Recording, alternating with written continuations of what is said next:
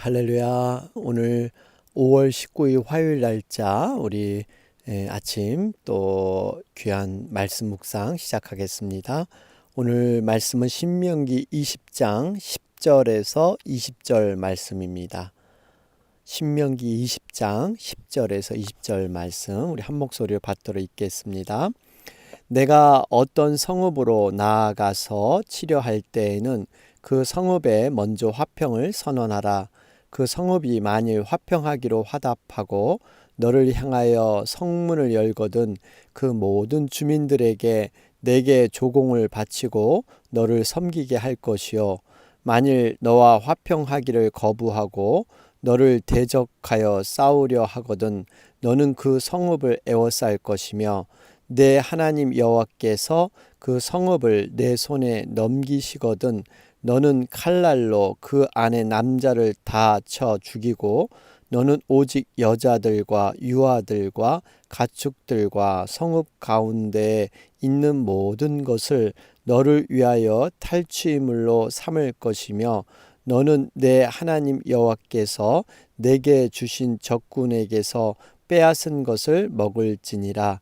내가 내게서 멀리 떠난 성읍들 곧 이 민족들에게 속하지 아니한 성읍들에게는 이같이 행하려니와 오직 내 하나님 여호와께서 내게 기업으로 주시는 이 민족들의 성읍에서는 호흡 있는 자를 하나도 살리지 말지니 곧 헷 족속과 아모리 족속과 가나안 족속과 브리스 족속과 히위 족속과 여부스 족속을 내가 진멸하되 내 하나님 여호와께서 내게 명하신 대로 하라.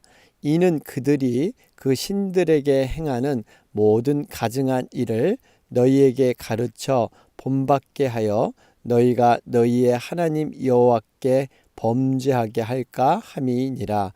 너희가 어떤 성읍을 오랫동안 애워싸고 그 성읍을 쳐서 점령하려 할 때에도 도끼를 둘러 그곳에 나무를 찍어 내지 말라. 이는 너희가 먹을 것이 될 것임이니 찍지 말라. 들의 수목이 사람이냐 너희가 어찌 그것을 애워싸겠느냐. 다만 과목이 아닌 수목은 찍어내어 너희와 싸우는 그 성읍을 치는 가구를 만들어 그 성읍을 함락시킬 때까지 쓸지니라. 아멘. 우리가 계속해서 신명기 묵상하는 가운데 있습니다. 여러분 앞에 부분 우리 신명기 19장 우리 1절부터 14절이었죠. 우리 도피성에 관한 그러한 말씀을 주셨습니다. 도피성은 동편의 세 곳, 또 가나안 땅에 들어가게 되면 서편의 세 곳, 6곳을 마련했죠. 이 도피성은 예수 그리스도를 예표하고 있습니다. 누구나 다 도피성에 올 수 있도록 큰 길가에 또 이렇게 표지 안내를 세워서 누구나 쉽게 도피성을 찾아올 수 있도록 그렇게 정해놓고 있습니다. 우리가 부지 중에 짓는 죄들, 고의성이 없이 살인한 것들에 대해서 은혜를 베푸는 그런 방편이었습니다. 그러면서 이제 19장 15절부터 21절까지는 바른 재판을 돕기 위한 증인들에 대해서 언급하고 있죠. 그런데 특별히 위증자에 대한 엄벌에 대한 얘기를 하고 있습니다.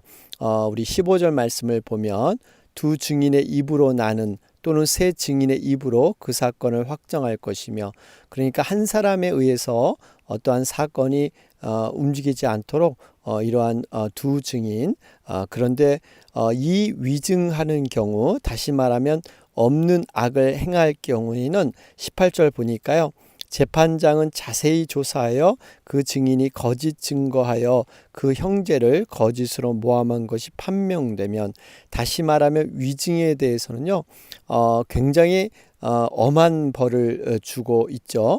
도피성의 죄와는 굉장히 대조적으로 의도적이고 고의적인 죄로 판명돼서 엄하게 죄를 처벌합니다. 19절에 보니까요.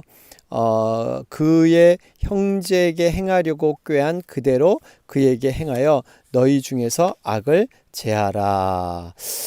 여러분, 행한 대로 그대로, 이거를 우리가 동해보복법, 동영법 뭐 이러기도 하는데요. 그대로 그가 벌을 주고자 하는 그대로 돌림을 받을 것이다. 여러분, 그러면서 이제 21절에 결론이 나왔습니다. 내 눈이 궁일이 여기지 말라. 생명에는 생명으로, 눈에는 눈으로, 이에는 이로, 손에는 손으로, 발에는 발로이니라. 이게 바로 동해보복법입니다. 그대로 행해라.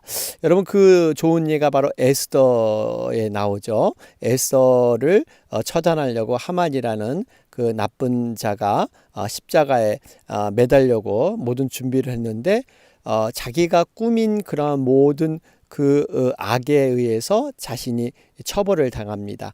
하만이 오히려 자신이 만든 십자가에 달려 죽게 되는. 여러분, 우리가 분명히 구별해야 될 것은 고의적으로 짓는 죄냐, 실수로 인한 죄냐, 잘못이냐, 이러한 부분을 분명히 구분해서 엄하게 이 지금 위증에 대해서는 엄하게 처벌해라. 이것이 하나님의 말씀입니다. 그러면서 우리 어제 날짜였죠. 신명기 20장 1절에서 9절 말씀. 이제 전쟁에 임하는 그러한 자세, 특별히 영적 전쟁, 이것을 어떻게 이겨나갈 것인가, 분명하게 두려워하지 않는 사람들을 모아라 말씀하고 있습니다. 20장 3절에 보면 마음에 겁내지 말며 두려워하지 말며 떨지 말며 그들로 말미암아 놀라지 말라. 지금 하나님께서는 전쟁에 나가기 전에 마음의 정리, 분명한 믿음의 확신, 승리의 확신을 가진 자만이 나가야 된다. 그렇게 얘기를 하고 있습니다. 네 가지의 사람들이 해당이 됐죠. 집을 새로 짓고 낙성식을 못한 사람, 또 과수원을 만들어 열매를 거두지 못한 사람, 약혼 후 결혼하지 못한 사람, 또 두려워하거나 마음이 약한 사람들, 이런 사람들은 전쟁에서 제외해라. 이유가 마음이 쓰여서 집중하지 못하고 불신앙으로 적의 위세 앞에 믿음이 무너질까봐 이런 것들을 미리 제하여 버려라. 여러분, 우리가 영적 싸움에서도 분명히 적용되는 말씀입니다. 두 마음을 품지 마라. 우리는 단순한 마음, 여러분 싱글 포커스라 그러죠. 한눈의 마음, 단순의 마음으로 우리가 믿음으로 여러분 영적 싸움을 임해야지, 이미 마음에서 갈라짐이 있을 때 이미 우리는 패할 수밖에 없다 하는 것을 보게 됩니다. 여러분, 그래서 우리가 어떻게 이 땅 가운데서 영적 싸움을 싸울 것인가, 여러분 오직 믿음으로 한눈으로 나가야 될 줄로 믿습니다. 자, 그러면서 오늘 이어지는 말씀이 화평을 제한할 때와 죄악을 진멸할 때, 여러분 오늘 좀 구분되는 말씀이 있습니다. 10절부터 15절까지는 이 가나안 주변에 있는 그러한 성읍들에서 얘기하고요. 15절부터 20절 말씀은 가나안 땅에 대해서 이렇게 언급을 하고 있습니다. 특별히 가나안 주변의 성읍에 대해서는 어떻게 이걸 행할 것이냐, 오늘 10절 보니까요. 먼저 화평을 선언하라. 그러니까 전쟁을 나가기 전에 평화를 선언하라, 이렇게 말씀하고 있습니다. 여러분, 이걸 보면 하나님은 가능한 한 피 흘리기를 원하지는 않습니다. 하나님은 자비하신 분이기 때문에 먼저 평화의 메신저로 사용되라 말씀하고 있죠. 여러분, 사실 화친, 이렇게 평화를 선포할 때 어떻게 보면 적으로 하여금 시간적인 여유를 줘서 그들이 방어할 수 있도록 그렇게 시간을 주는, 어쩌면 전략적으로 안 좋은 걸 수도 있죠. 여러분, 만약에 승리를 위한 거라면 게릴라전을 펼친다든지 밤에 급습을 하든지 속전속결로 어떻게든 전쟁을 아주 그냥 적이 눈치채지 못할 때 끝낼 텐데, 이렇게 화평을 전하는 것, 여러분 이걸 보면 우리 크리스찬들은 바로 평화의 복음을 전하는 그러한 평화의 메신저가 먼저 되어야 될 줄로 믿습니다. 전쟁 자체에서 승리하는 것이 중요한 게 아니라 정말 하나님의 영광, 하나님의 이름이 알려지기 위한 전쟁. 여러분 이걸 성전이라 그러죠. 하나님 뜻에 의해서 치러지는 전쟁. 그래서 하나님께서는 모든 사람이 다 구원받기를 원하세요. 우리들이 또 이러한 정말 여러 가지 신앙의 열심 가운데 우리가 또 한 가지 잃어버리지 말아야 할 것이 성도들과는 화목하지만 세상 사람들과는 불화하는 것, 그들을 정죄나 판단의 대상으로만 생각해서는 안 된다는 겁니다.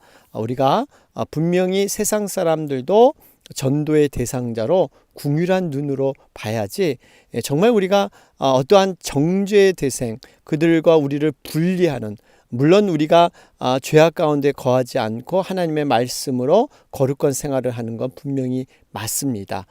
그런데 그들을 정죄 대상으로만 생각하지 말고 항상 궁휼의 대상으로 정말 복음을 통해서 하나님과의 화평의 관계, 이것을 만드는 것이 우리의 사명인 줄로 믿습니다. 로마서 12장 18절에도 할 수 있거든 너희로서는 모든 사람으로 더불어 평화하라 그러죠. 여러분 이것이 하나님의 원하심입니다. 그래서 우리가 언제든지 복음을 전할 때 이 세상 사람들과 이 화평한 모습을 통해서 그들에게 정말 복음을 전해야 되는, 그것이 하나의 복음의 툴이 될 수가 있습니다. 그러면서 하나님의 구원하심을 우리는 바라보면서 하나님의 마음을 가지고 그들에 나가야 된다. 분명히 하나님께서는 비록 악인이라 할지라도 회개하고 돌이켜 하나님께 순종하는 것을 하나님은 간절히 원하십니다. 디모데전서 2장 4절에도 하나님은 모든 사람이 구원을 받으며 진리를 아는 데 이르기까지 원하신다. 베드로후서 3장 9절에도 너희를 향하여 오래 참으사 아무도 멸망치 않고 다 회개에 이르기를 원하신다. 그렇게 말씀하시죠. 여러분 결국엔 하나님은 한 영혼이라도 구원하길 원하는 것이 하나님의 마음인 줄로 믿습니다. 그렇기 때문에 우리가 다시 한번 세상 사람들과 화평하게 지내야 될 이유, 그것은 바로 복음의 그러한 길로 그것이 사용되기 때문입니다. 그러면서 우리 12절부터 14절 말씀을 보면 이렇게 화평을 제공했는데 만약 그들이 거부할 경우는 12절에 보니까요, 너를 대적하여 싸우려 하거든 너는 그 성읍을 에워쌀 것이며, 그리고 13절에 남자는 다 쳐 죽이고 그 다음에 여자들 또 유아들 가축들은 성읍 가운데 있는 모든 것은 이런 탈취물은 너희가 삶을 것이고 또 그것을 사용해라, 이렇게 말씀하고 있습니다. 우리 12절부터 말씀을 보면 하나님과 화목하기를 거절하는 자 스스로 파멸을 자초하는 것입니다. 우리가 정말 화목해 하는 복음을 주셨음에도 불구하고 그것을 받아들여 회개하지 않는, 거절하는 자들은 스스로 파멸에 이를 수밖에 없다는 것입니다. 하나님은 모든 사람을 다 구원하시기를 원하지만 그들이 그러한 구원의 밧줄을 거절하면 결국 그 죽음의 바다, 여러분 파멸의 바다에서 빠져나올 수가 없다는 것입니다. 이것이 바로 영원한 죽음이 되는 것이죠. 이러한 하나님의 심판의 원리, 그러면서 이제 15절에 이제 이민족들과 아니한 성읍들에게는 이같이 행하려니와, 그러나 이제 16절부터가 다르죠. 16절은 가나안 땅에 대한 성읍들에 대한 언급입니다. 우리가 이 15절까지는 지금 화평을 먼저 선포하고 이렇게 그들과 화해할 수 있도록 먼저 조건을 내세웠는데, 우리 16절 가나안 땅에 있는 17절에 보면 헷 족속, 아모리 족속, 가나안 족속, 브리스 족속, 히위 족속, 기타 이런 족속들은 지금 화평의 이런 복음의 선포의 단계가 없어요. 바로 뭐라고 합니까? 호흡이 있는 자를 하나도 살리지 말지니라. 16절 말씀입니다. 조금도 궁휼이 없고 철저히 진멸하도록 하나님은 명령하고 있습니다. 여러분 이렇게 왜 다르게 하나님은 처신하라고 말씀할까요? 이유는 하나입니다. 가나안 족속들의 가증한 죄악을 이스라엘 백성들이 쫓아서 혹시 흉내내고 정말 범죄하는 이런 일이 있지 않을까봐 사전에 하나님은 모든 걸 예방하시는 거예요. 여러분, 분명히 하나님은 이스라엘 백성들을 이렇게 고르고 뽑은 이유는 하나님의 택하신 나라, 그의 거룩한 백성을 삼고자 함이었습니다. 여기에 조금이라도 이렇게 누가 되지 않도록 하나님은 철저하게 죄에 대해서 단호한 엄중한 경고를 해 주시고 계십니다. 여러분, 우리 정말 하나님의 선민, 하나님의 택한 자들은 이런 거룩성, 순수성을 지키기 위해서 어찌하든지 우리가 이것을 구분해 나가야 합니다. 정말 세상을 위해서 우리는 기도하고 그들과 화평을 하지만 그러나 분명히 또 구분돼야 될 부분은 반드시 구별돼야 될 줄로 믿습니다. 이것이 우리가 바로 세상과 짝하기 좋아하는 죄악의 요소들, 이것을 그대로 방치해 두면 우리가 거룩함, 하나님 앞에 순수함이 이렇게 상실되어 갈 수가 있다는 것입니다. 그렇기 때문에 우리가 철저히 정말 이러한 거룩함을 위해서 죄에 대한 반듯한 진멸이 필요하다 말씀하고 있습니다. 자, 그러면서 이제 18절에 설명하잖아요. 이 모든 가증한 이들을 너희에게 가르쳐 본받게 하여 너희가 너희 하나님 여호와께 범죄하게 할까 함이니라. 바로 이래서 이 단호하게 이것을 진멸해야 된다 말씀하고 있습니다. 그러면서 우리 19절 20절 말씀을 보면 한 가지 특별한 명령을 내리시죠. 성읍을 정념할 때 도끼를 둘러서 그곳의 나무를 찍어내지 말라 그래요.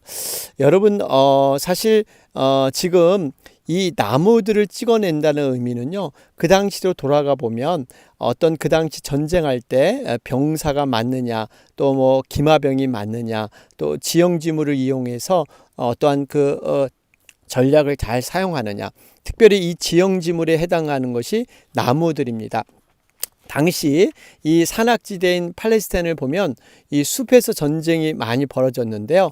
나무가 이렇게 많게 되면 거기에 은신할 수 있는 공간, 그러니까 굉장히 그 싸움할 때 이 지형지물을 이용해서 유리하게 싸울 수 있는 그러한 것이 있습니다. 그래서 나무를 찍어버리면 여러분 이제 평지가 되기 때문에 그들이 이렇게 다 드러나서 싸움하기가 좁죠. 그런데 그럼에도 불구하고 이렇게 나에게 편리한 그러한 이로운 싸움이 될 수 있도록 나무를 다 찍어버리면 좋으련만, 그럼에도 불구하고 하나님은 함부로 나무를 베지 말라, 이렇게 말씀하고 있습니다. 왜 그럴까요?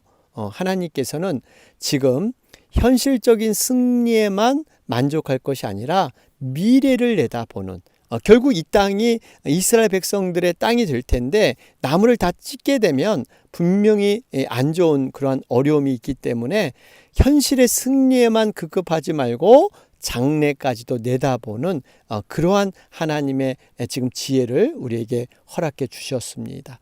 여러분, 이것을 우리에게 적용해 보면 우리가 세상에 살아가면서 장래일, 특별히 거시적인 안목으로 미래에 대한 것들을 늘 기억하면서 우리가 이 현실의 삶을 살아가는 것이 유익하다 하는 것을 깨닫게 됩니다. 당장의 유익만을 위해서 지금만의 어떠한 이러한 정말 성공을 위해서 살다 보면요, 반드시 그것이 덫이 돼서 내가 발목을 잡히는 이러한 경우가 있습니다. 멀리 내다보는 것, 우리가 한 사건 한 사건 그것에만 의존하지 말고 하나님의 큰 그림, 하나님의 섭리, 이런 큰 그림을 바라보면서 현실을 반추하는 것, 여러분 이것이 믿음에서 중요한 하나님의 지혜인 줄로 믿습니다.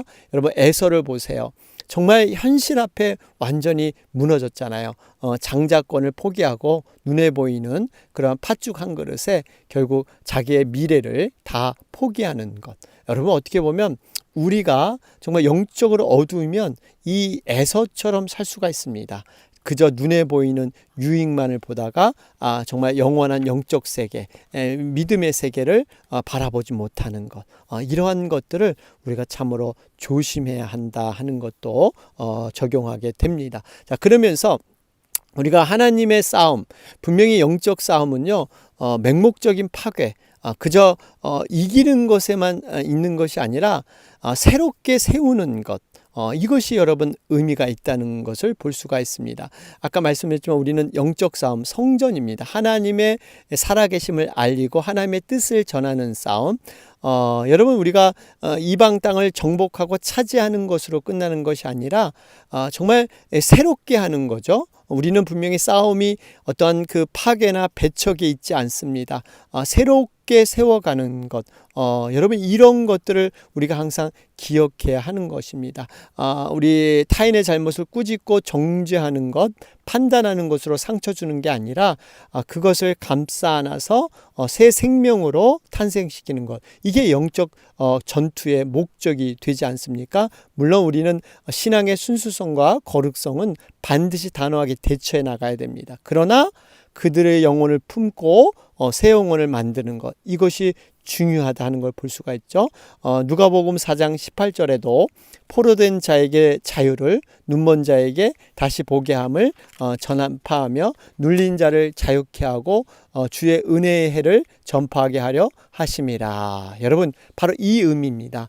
영적으로 억눌린 자에게 해방과 그리스도 안에서 변화된 삶을 살게 하는 것, 바로 이것이 우리의 그러한 목적이다 하는 것을 볼 수가 있죠. 그러면서 다만 과목이 아닌 수목은 찍어내어 너희 싸우는 그 성읍을 치는 기구를 만들어, 그러죠. 20절 말씀입니다. 여러분, 이 과목은 충분히 과실이 나는 유익이 주는 나무죠.